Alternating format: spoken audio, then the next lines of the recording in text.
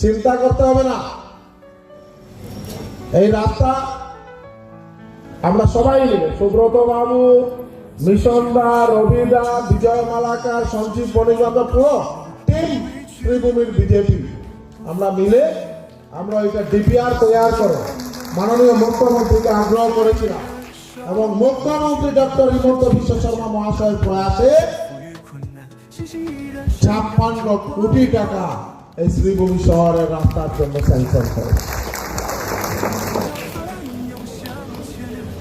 আর শুধু শ্রীভূমি শহরের রাস্তার কথা নয়, এবার আমরা খুব গৌরবান্বিত যে আমার সঙ্গে আমি আরেকজন সতীর্থ মন্ত্রী পেয়েছি, কৌশিক রায়।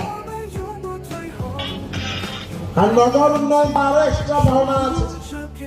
আজকে আসার সময় এই কথা আলোচনা করেছি। গত পরশুদিন বিজয় মালাকার আমার সঙ্গে আলোচনা করছেন শ্রীভূমি নগরের কিভাবে উন্নয়ন করা যায়।